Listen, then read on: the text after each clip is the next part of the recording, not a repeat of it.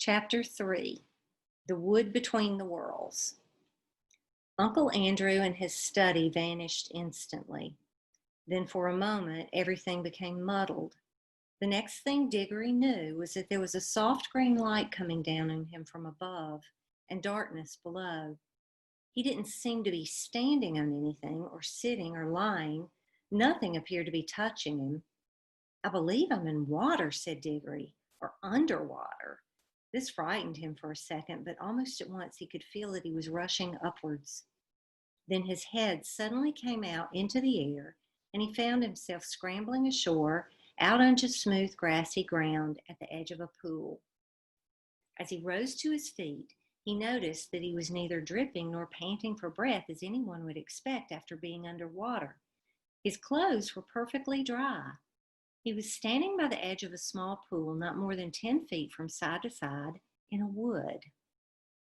The trees grew close together and were so leafy that he could get no glimpse of the sky. All the light was green light that came through the leaves. But there must have been a very strong sun overhead, for this green daylight was bright and warm. It was the quietest wood you could possibly imagine. There were no birds, no insects, no animals, and no wind. You could almost feel the trees growing. The pool he had just got out of was not the only pool. There were dozens of others, a pool every few yards as far as his eyes could reach. You could almost feel the trees drinking the water up with their roots. This wood was very much alive.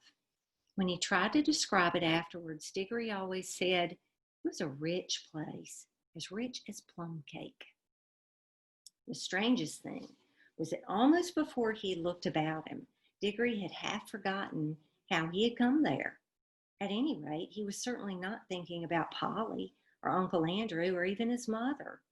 He was not in the least frightened or excited or curious. If anyone had asked him, "Where did you come from?" he would have said, "I've always been here." That was what it felt like, as if one had always been in that place and never been bored, although nothing had ever happened. As he said long afterwards, it's not the sort of place where things happen. The trees go on growing, that's all. After Digory had looked at the wood for a long time, he noticed that there was a girl lying on her back at the foot of a tree a few yards away. Her eyes were nearly shut, but not quite, as if she were just between sleeping and waking. So he looked at her for a long time and said nothing. And at last she opened her eyes and looked at him for a long time, and she also said nothing. Then she spoke in a dreamy, contented sort of voice. "I think I've seen you before," she said. "I rather think so too," said Digory. "Have you been here long?" "Oh, always," said the girl. "At least, I don't know, a very long time." "So have I," said Digory. "No, you haven't," said she. "I've just seen you come up out of that pool." "Yes, I suppose I did," said Digory with a puzzled air. "I'd forgotten." Then for quite a long time, neither said any more. "Look here," said the girl presently. "I wonder, did we ever really meet before? I had a sort of idea, a sort of picture in my head of a boy and a girl like us, living somewhere quite different and doing all sorts of things. Perhaps it was only a dream." "I've had that same dream, I think," said Digory, "about a boy and a girl living next door and something about crawling among rafters. I remember the girl had a dirty face." "Aren't you getting it mixed? In my dream, it was the boy who had the dirty face." "I can't remember the boy's face," said Digory, and then added, "Hello, what's that?" "Why, it's a guinea pig," said the girl, and it was a fat guinea pig nosing about in the grass. But round the middle of the guinea pig there ran a tape, and tied onto it by the tape was a bright yellow ring. "Look, look," cried Digory, "the ring! And look, you've got one on your finger, and so have I." The girl now sat up, really interested at last. They stared very hard at one another, trying to remember, and then at exactly the same moment she shouted out, "Mr. Catterley!" And he shouted out, "Uncle Andrew!" and they knew who they were and began to remember the whole story. After a few minutes of hard talking, they had got it straight. Digory explained how beastly Uncle Andrew had been. "What do we do now?" said Polly. "Take the guinea pig and go home?" "There's no hurry," said Digory with a huge yawn.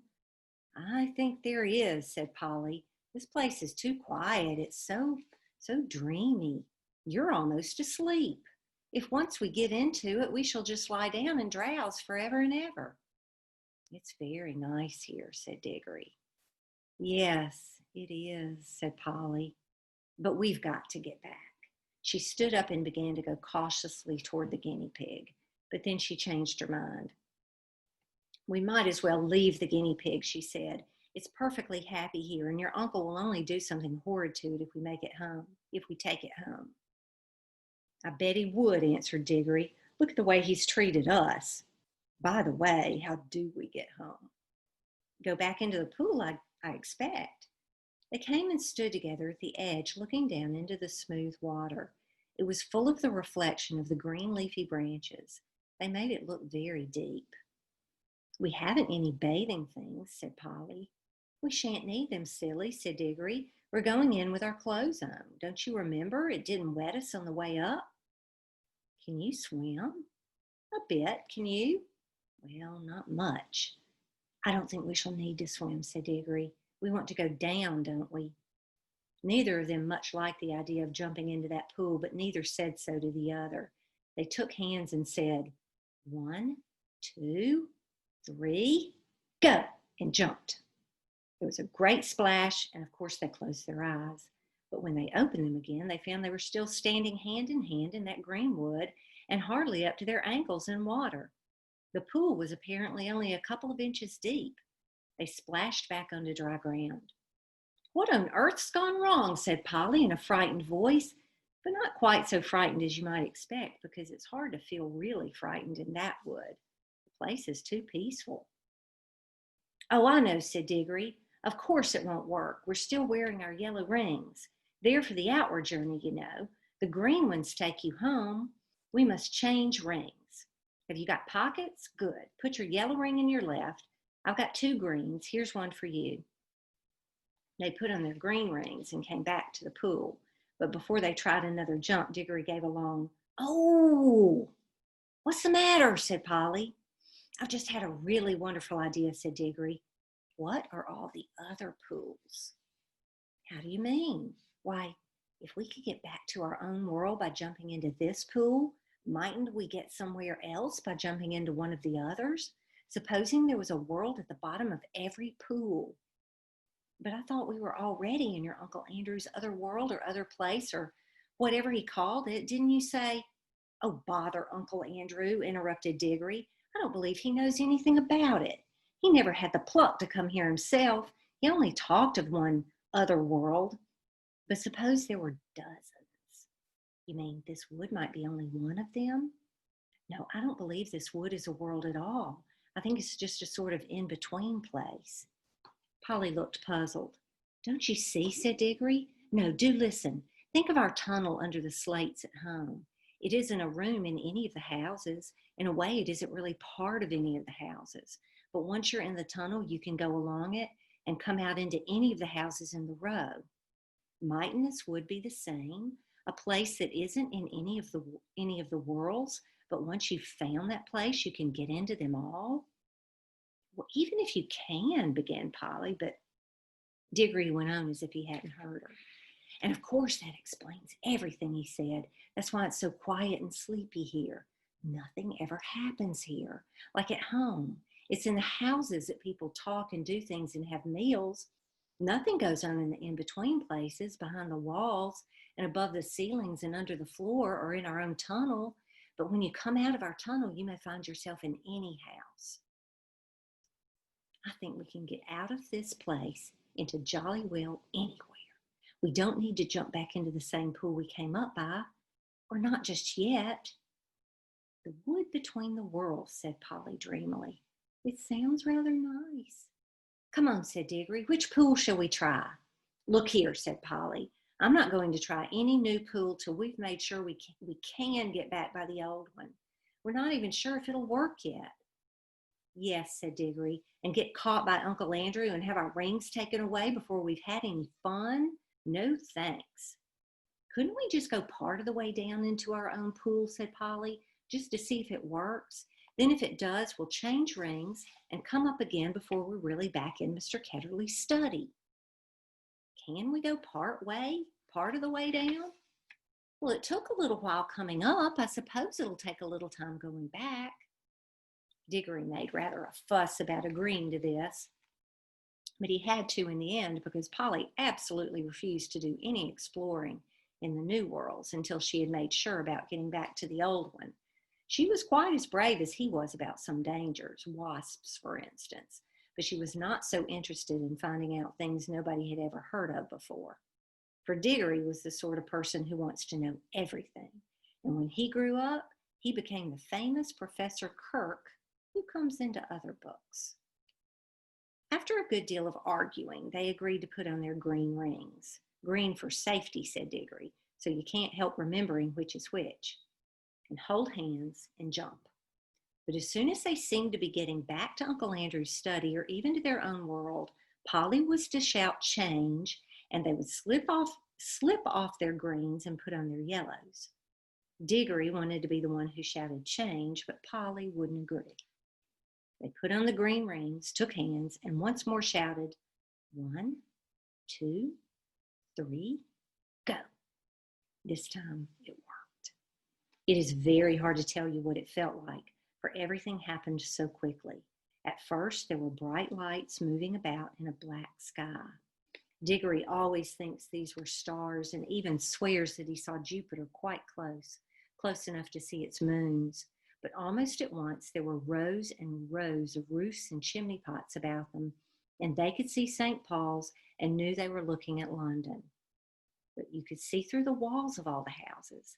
Then they could see Uncle Andrew, very vague and shadowy, but getting clearer and more solid looking all the time, just as if he were coming into focus.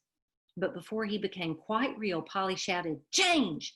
And they did change, and our world faded away like a dream, and the green light above grew stronger and stronger till their heads came out of the pool, and they scrambled ashore. And there was the wood all about them, as green and bright and still as ever. The whole thing had taken less than a minute. There, said Digory, that's all right. Now for the adventure. Any pool will do. Come on, let's try that one. Stop, said Polly. Aren't we going to mark this pool? They stared at each other and turned quite white as they realized the dreadful thing that Digory had just been about to do. For there were any number of pools in the wood, and the pools were all alike, and the trees were all alike, so that if they had once left behind the pool that led to our own world without making some sort of landmark, the chances would have been 100 to 1 against their ever finding it again. Digory's hand was shaking as he opened his penknife and cut out a long strip of turf on the bank of the pool. The soil, which smelled nice, was of a rich reddish brown and showed up well against the green. It's a good thing one of us has some sense, said Polly. Well, don't keep on gassing about it, said Digory. Come along, I want to see what lies in one of the other pools. And Polly gave him a pretty sharp answer, and he said something even nastier in reply. The quarrel lasted for several minutes, but it would be dull to write it all down. Let us skip on to the moment at which they stood with beating hearts and rather scared faces on the edge of the unknown pool with their yellow rings on, and held hands and once more said, 1, 2, 3, go! Splash! Once again, it hadn't worked. This pool, too, appeared to be only a puddle. Instead of reaching a new world, they only got their feet wet and splashed their legs for the second time that morning, as if it were a morning. It seems to be always the same time in the wood between the worlds. Blast and botheration, exclaimed Digory. What's gone wrong now? We put our yellow rings on all right. He said yellow for the outward journey. Now, the truth was that Uncle Andrew, who knew nothing about the wood between the worlds, had quite a wrong idea about the rings. The yellow ones weren't outward rings and the green ones weren't homeward rings. at least not in the way he thought. The stuff of which both was made had all come from the woods. The stuff in the yellow rings had the power of drawing you into the wood. It was the stuff that wanted to get back to its own place, the in-between place. But the stuff in the green rings is stuff that's trying to get out of its own place, so that a green ring would take you out of the wood into a world. Uncle Andrew, you see, was working with things he did not really understand. Most magicians are. Of course, Digory did not realize the truth quite clearly either, or not till later. But when they had talked it over, they decided to try their green rings on the new pool, just to see what happened. "I'm game if you are," said Polly. But she really said this because in her heart of hearts, she now felt sure that neither kind of ring was going to work at all in the new pool, and so there was nothing worse to be afraid of than another splash. I'm not quite sure that Digory had not the same feeling. At any rate, when they both had put on their greens and come back to the edge of the water and taken hands again, they were certainly a good deal more cheerful and less solemn than they had been the first time.